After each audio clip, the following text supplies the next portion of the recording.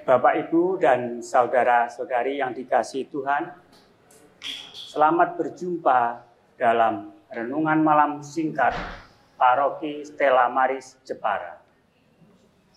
Hari ini bertepatan dengan Hari Pembaptisan Tuhan.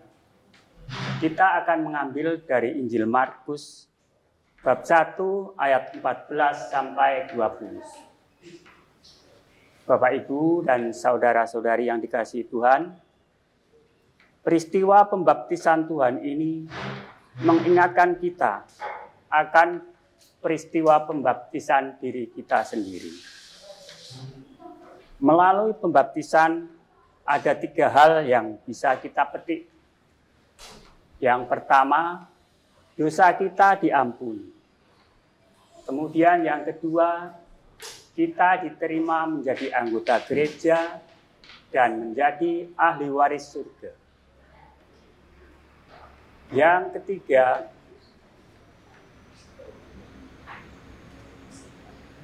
kita menjadi anak-anak Allah.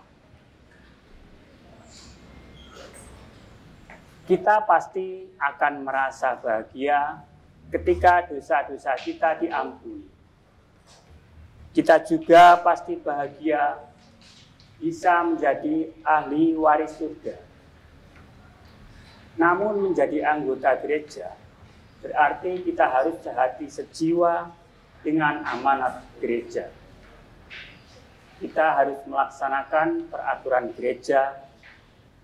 Kita tidak cukup hanya rajin ke gereja setiap minggu. Sebagai anggota gereja, kita juga perlu solider dengan seluruh umat, termasuk dengan tugas-tugas dan kewajiban kita. Melalui sakramen baptis, kita diharapkan mampu untuk mengemban tugas perutusan di tengah-tengah keluarga dan masyarakat. Misalnya, sebagai kepala keluarga, kita dituntut untuk menjadi kepala keluarga yang baik, bertanggung jawab, dan tidak otoriter. Kemudian sebagai anggota masyarakat, kita dituntut terlibat aktif di dalam kegiatan di masyarakat. Ada satu pertanyaan bagi kita. Apakah dengan dibaptis, kemudian kita menjadi kudus? Jawabannya tentu. Tapi apakah kita mampu mempertahankan kekudusan itu? Bapak, Ibu, dan saudara-saudari, setiap manusia mempunyai peran terhadap rencana Allah. Meskipun kadang kita merasa tidak layak. Seringkali Allah memilih orang-orang lemah, orang-orang biasa untuk bekerja, membawa keselamatan bagi dunia. Sebagai umat beriman, kita dituntut, kita diajak untuk merenungkan tempat kita dalam rencana Allah. Melalui sakramen baptis, kita diharapkan semakin bertumbuh di dalam iman. Iman akan bertumbuh apabila dihidupi sebagai pengalaman kasih yang sudah diterima. Juga bila dikomunikasikan sebagai suatu rahmat dan pengalaman.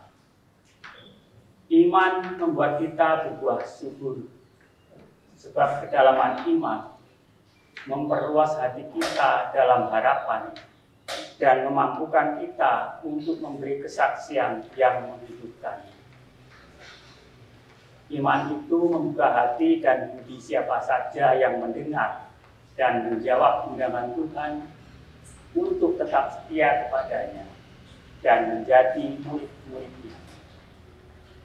Bapak, Ibu, dan saudara-saudari yang dikasihi Tuhan, semoga renungan ini membuat kita semakin beriman dan bertumbuh di dalam hidup kita.